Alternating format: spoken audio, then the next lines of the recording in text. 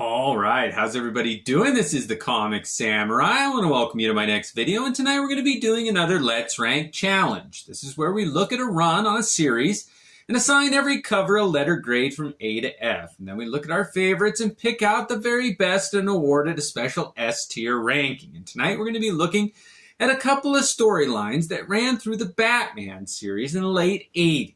Let's go ahead and jump right in. First up, we got this Batman number 417, and it's the first part of the 4-part series of 10 Nights of the Beast, and it featured some beautiful Mike Zeck art on the covers.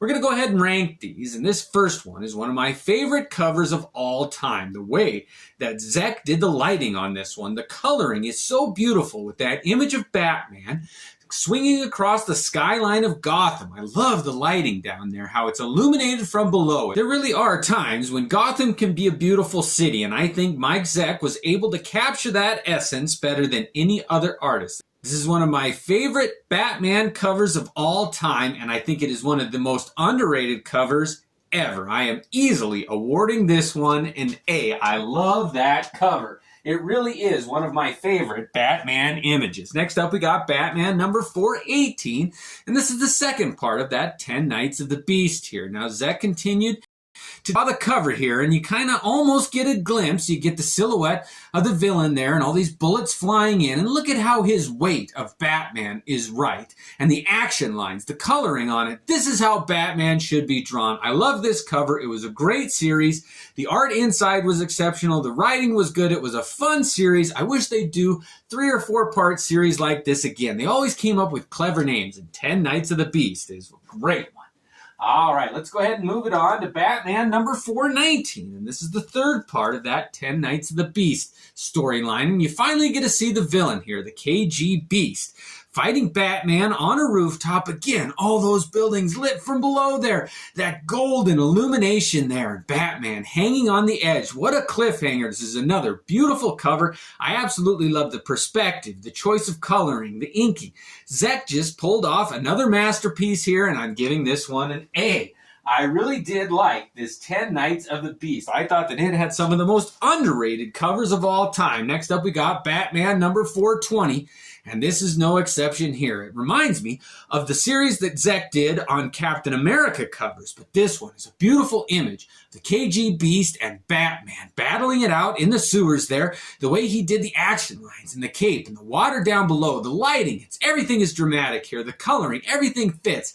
I love how they even worked in the 10 Nights of the Beast into the trade dress there. I wish they'd do covers like this again. This sums up what a beautiful cover should be drawn like, and I'm giving this one an A.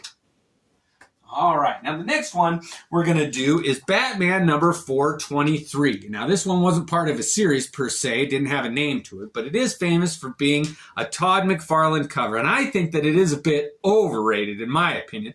Todd didn't do the interior art like he did in the Year 2 storyline. In any event, it's a beautiful cover, but I had to point out one thing.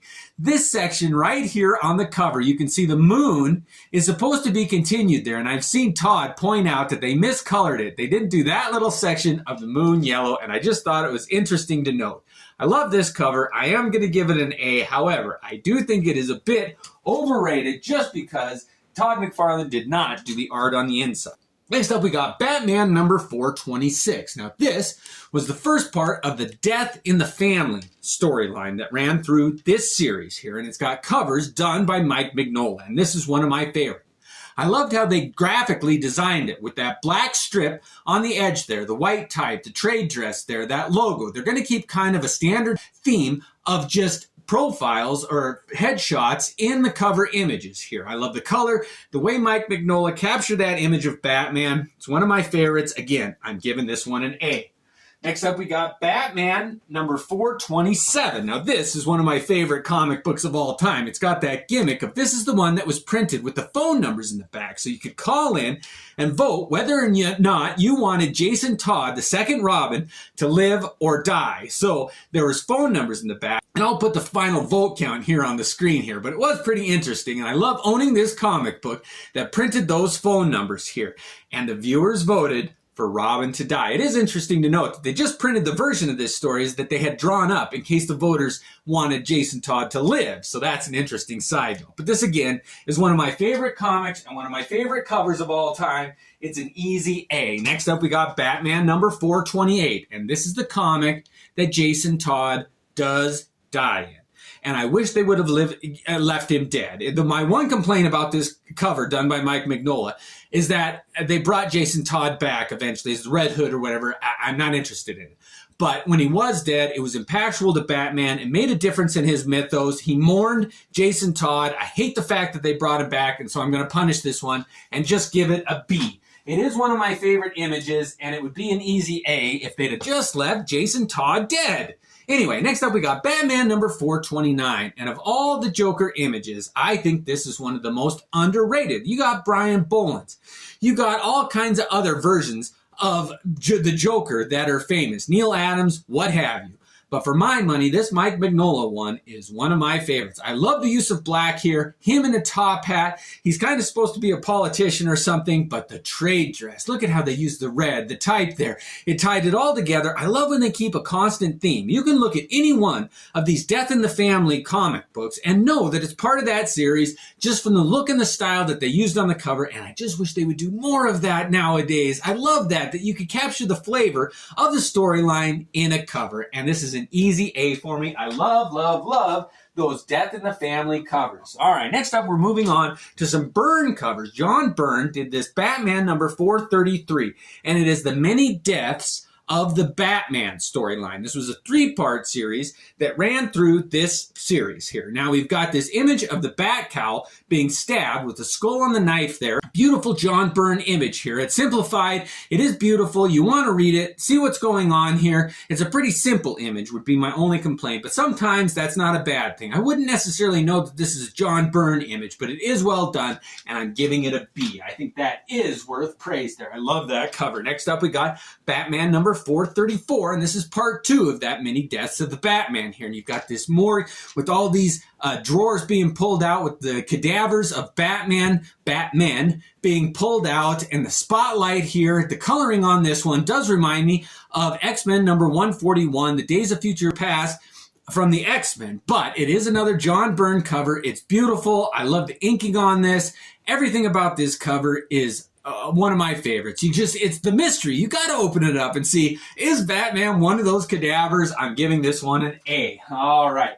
Next up, we got Batman number 435, and this is the third and final part of that many deaths of the Batman here. And you've got this silhouette of the Batman opening these blinds or shutters or whatever, and you've got this villain holding a knife here about to stab this imposter here, and the face of Batman. I hate when they do that and they draw like a pseudo costume on it, and it just makes him look like a knockoff, and I'm sure that that's what the point was, but it just doesn't make for a very compelling cover. I do like the ridges in the clothing there. I love how John Byrne was able to draw cloth. His use of a silhouette is amazing, but for some reason, this didn't really hit home with me. And for a closing, you wanted a big, splashy finish. You wanted people to not be able to wait to open it and read it and find out what the mystery was and what the solution was.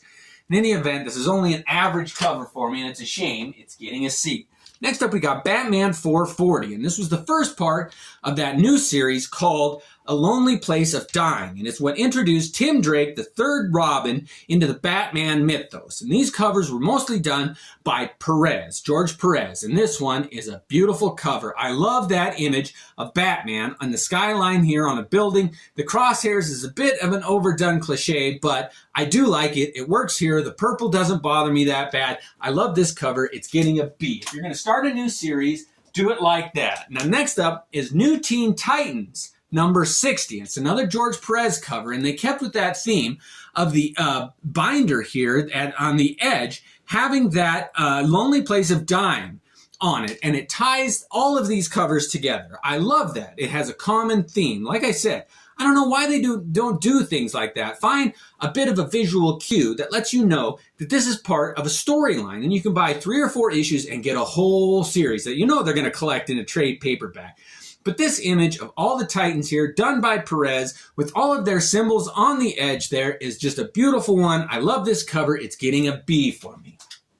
All right, now they went to part 3, back to Batman, and this is Batman number 441 for the third part of the Lonely Place of Dying storyline here. And I love how they've got that juxtaposition of Batman's visage there and Two-Face. You've got Robin here holding his costume, Alfred in the background, in the Batcave there, the backgrounds. This one has so much depth. I really think that this is an iconic cover and it's underrated.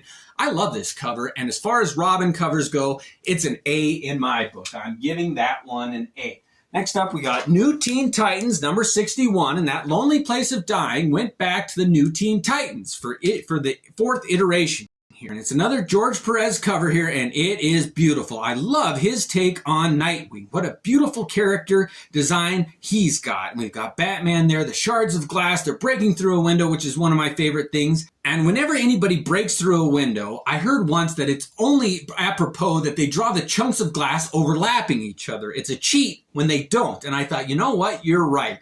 And if you look here, there are a couple chunks that overlap. So George Perez passes that test. I love this cover. It really is a dynamic, forceful, interesting image here. It's got that red banner on the binding there on the edge. I just love this cover. The lighting in the trade dress, it's beautiful. I'm giving this one an A. These are all such great covers. All right, the last one we're going to look at is Batman number 442. And of all the George Perez Batman covers, I think that this one is the most iconic. It's one of my favorite images in a Batman comic ever.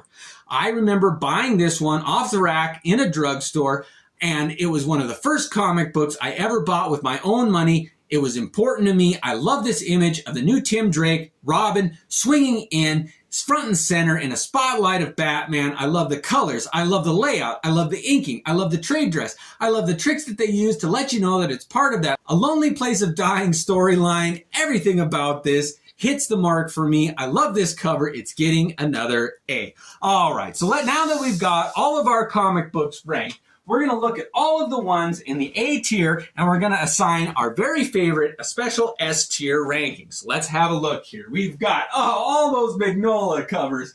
Joker, we've got Mike Zeck, we got McFarlane, we've got George Perez. Oh, this is going to be terribly difficult for me. I like all of these, but if I could only choose one, my all-time favorite, the gimmick of this one, I love it.